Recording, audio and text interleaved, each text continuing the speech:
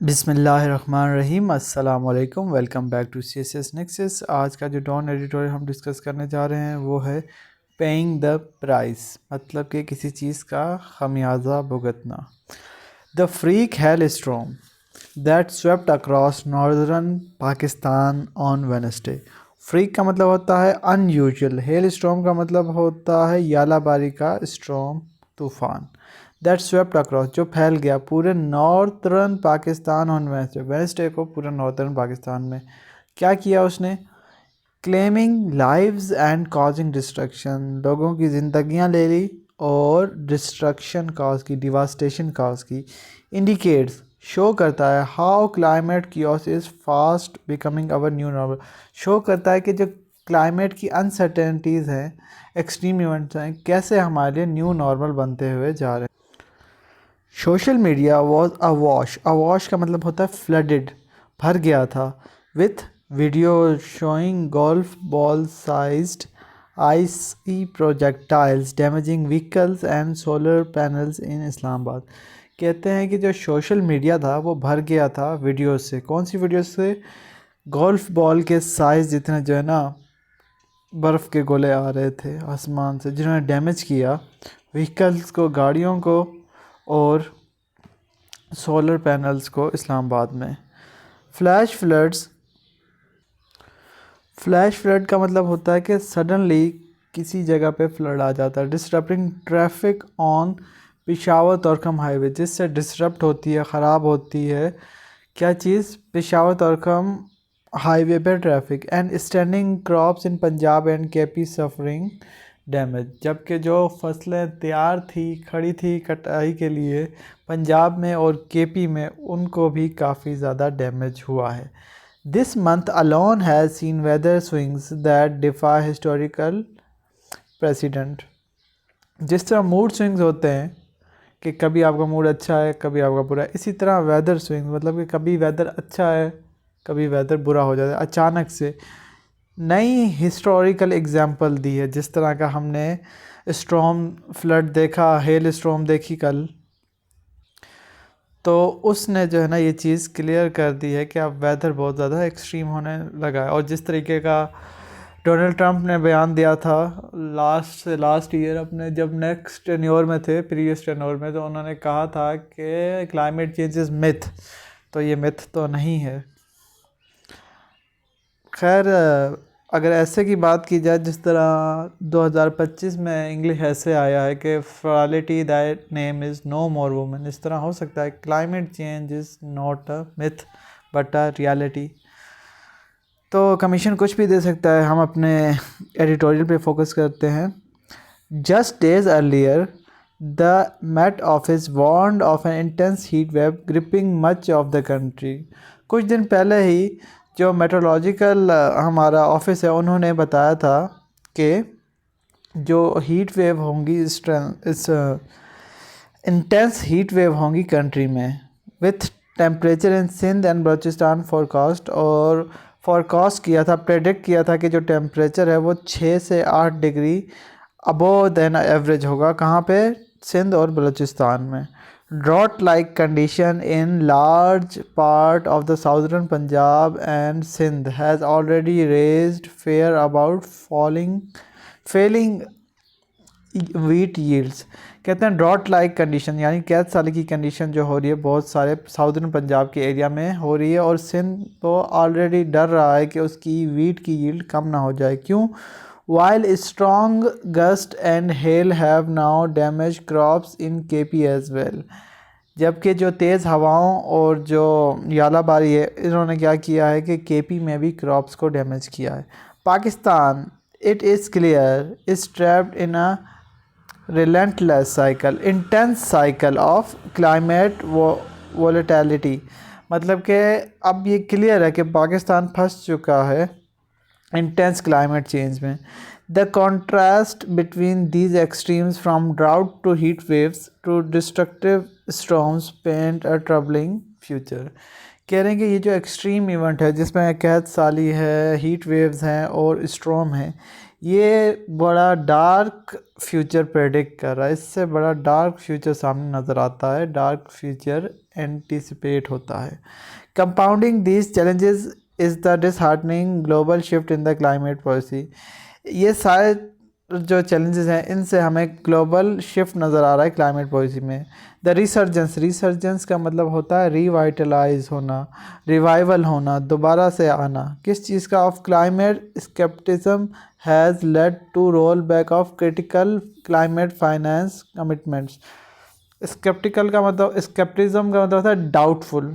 क्या हुआ है कि जैसे ये रिवाइटल हुआ है, दोबारा से रिलीव हुआ है क्लाइमेट चेंज के एक्सट्रीम इवेंट हुए हैं, तो अब जो है ना डाउट क्रिएट हो गया है, जिससे क्या हुआ है कि जो क्लाइमेट फाइनेंस कर रहे थे उन्होंने अपनी फाइनेंसिस रोल बैक कर ली है। Notably America's recent withdrawal from major climate finance pledge का मतलब होता है प्रॉमिस के।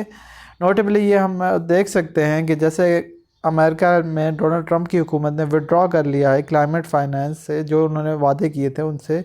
इससे क्या हुआ है, जो विंडो थी और भी शॉर्ट होगी, नैरो होगी, कि अब पाकिस्तान को अडॉप्ट करने के लिए बहुत ज़्यादा मुश्किलात का सामना करना पड़ेगा। फॉर कंट्री लाइक पाकिस्तान जैसी कंट्री के लिए among the most climate vulnerable yet least responsible for global emission. कहते हैं कि पाकिस्तान जैसी कंट्री जो सबसे ज़्यादा क्लाइमेट से डिस्टर्ब होती है और सबसे कम ग्लोबल एमिशन में कंट्रीब्यूट करती है, ये एक बहुत बड़ा उसके लिए सेटबैक है। This is a crushing setback. Hopes of external funding to invest in resilience, disaster preparedness and clean technology appear more remote। जो उम्मीद थी कि एक्सटर्नल फंडिंग से हम जो है इन्वेस्ट करेंगे रेजिलियंट फ्यूचर पे, रेजिलियंट इंफ्रास्ट्रक्चर पे, डिज़ास्टर प्रिपेयर्डनेस पे और क्लीन टेक्नोलॉजी को अडॉप्ट करेंगे, अब वो नहीं नज़र आ रहा। Simultaneously the decline in fossil fuel price has prompted many countries to double down on oil and gas investment. अब रिसेंटली एक हमने देखा है कि डिक्लाइन आया है फॉसिल फ्यूल की प्राइस पे, यानी कि पेट्रोलियम की प्राइस से। उससे क्या हुआ है? उससे ये हुआ है कि बहुत सारी कंट्रीज़ ने अपनी इन्वेस्टमेंट डबल कर दी है ऑयल और गैस में। Media reports have highlighted a $200 billion surge का मतलब होता है increase in new LNG projects posing a significant threat to climate goals. जैसे पेट्रोल की प्राइस कम हुई है, बहुत सारी कंट्रीज़ ने क्या किया है, बहुत ज़्यादा इन्वेस्टमेंट कर लिया, यानी कि ऑयल और पेट्रोलियम में इन्वेस्टमेंट की है। उससे क्या हुआ, मीडिया ने रिपोर्ट किया कि $200 बिलियन से भी ज़्यादा न्यू LNG प्रोजेक्ट शुरू होने लगे हैं, और जिससे क्या होगा, हमारे जो ग्लोबल क्लाइमेट गोल्स थे वो मुश्किलात का शिकार फेस करेंगे। Next, internally Pakistan faces another set of challenges. Pakistan को एक और मसला भी इंटरनली फेस कर रहा है। वो क्या है? वो है ongoing water dispute. Pakistan का वाटर डिस्प्यूट चल रहा है, पाकिस्तान और Sindh over the Cholistan canal project. जो ग्रीन पाकिस्तान के तहत जो कैनाल सिस्टम बनाने जा रहे हैं, उस पर भी पाकिस्तान का वाटर डिस्प्यूट चल रहा है between provinces, Punjab and Sindh provinces. ठीक है, वो अंडरस्कोर्स करता है, मतलब एम्फेसाइज करता है the urgency of equitable water resources. यहाँ पे दो चीज़ें आपको याद रखनी पड़ेंगी। एक है होता है इक्विटेबल का मतलब होता है बराबरी, लेवल, ठीक है, और एक होता है इक्वल। आप यूँ कर लें कि अगर इसको जो है 10 रुपये दे रहा हूँ तो इस बंदे को भी मैं 10 रुपये दे रहा हूँ, ये इक्विटेबल नहीं है, ये इक्वल है, ठीक है। लेकिन अगर मैंने इनको इक्विटेबल करना है तो लेट्स से कि ये यहाँ पे, मैं आपको बताता हूँ कि ये यहाँ पे था, तो इसके साथ मैच करने के लिए इसको हमें 15 देने पड़ेंगे, तब इसके लेवल पे आएगा। तो ये हमारे पास है इक्विटेबल। जबकि इक्वल ये है कि अगर इसको भी 10 दे रहा हूँ तो इसको भी 10 दे रहा हूँ, ताकि इन दोनों का शेयर इक्वल शेयर दे रहा हूँ। तो इक्विटेबल का मतलब होता है कि दोनों का लेवल बराबर करना है, ठीक है। Water resources management with reservoirs levels at Tarbela and Mangla alarmingly low. जो रेजरवायर्स हैं पाकिस्तान में पानी के, तरबेला और मंगला, वो बहुत ज़्यादा लो हो गए हैं। And agriculture output threatened by both drought and extreme weather. और एग्रीकल्चर आउटपुट जो है, एग्रीकल्चर यील्ड जो है, वो किसकी वजह से प्रेशर में है? ड्राउट की वजह से और एक्सट्रीम वेदर की वजह से। The risk of food insecurity looms large. तो इसकी वजह से जो ख़तरा है फूड इनसिक्योरिटी का, वो पाकिस्तान के ऊपर मंडरा रहा है।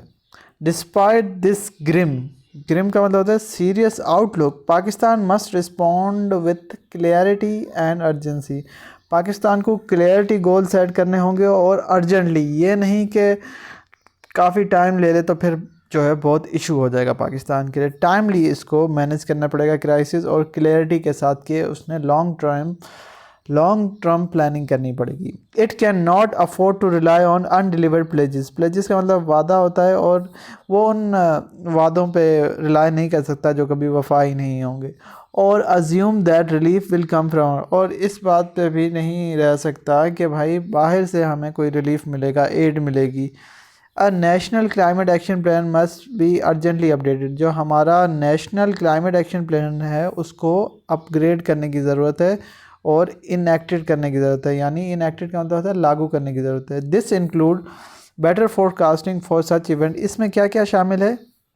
Better forecasting for such event, के ऐसे इवेंट्स की अच्छी तरीके से फोरकास्ट की जा सके, प्रेडिक्शन की जा सके। रिफॉर्म्ड इरिगेशन, हमें इरिगेशन सिस्टम रिफॉर्म करना चाहिए, जैसे कि इंडिया में आप देखें ड्रिप इरिगेशन है, इस तरीके का एआई को भी उन्होंने इनकॉर्पोरेट किया। इसी तरीके से हमें भी एडवांस और इरिगेशन सिस्टम की तरफ जाना पड़ेगा, एंड फार्मिंग प्रैक्टिस भी हमें इम्प्रूव करनी पड़ेगी।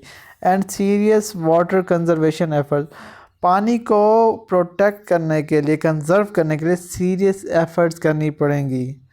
We are being forced into a future snapped by climate uncertainty and must confront this crisis with the seriousness it deserve। हम जो है ना एक डार्क क्लाइमेट अनसर्टेनिटी के फ्यूचर में शामिल हो रहे हैं, ज़बरदस्ती धकेले जा रहे हैं। ठीक है, हमें चाहिए कि इस क्राइसिस को हम सीरियसली कन्फ्रंट करें, जितनी सीरियसनेस वो डिज़र्व करता है। Not as a series of isolated calamities का मतलब होता है आफात, but as a structural threat to national survival. ये एक सीरीज़ ऑफ आफात नहीं है, बल्कि क्या है, ये एक नेचुरल सर्वाइवल का थ्रेट है, नेशनल सर्वाइवल को थ्रेट है। With foreign add in retreat का मतलब होता है रुक जाना। फॉरेन एड रुक गई है, उससे क्या है, the burden of action rest स्क्वायरली, मतलब डायरेक्टली ऑन द स्टेट। कहता है कि जैसे फॉरेन एड रुक गई है तो उससे क्या हुआ कि जो बर्डन है वो सारा स्टेट के ऊपर आता है डायरेक्टली।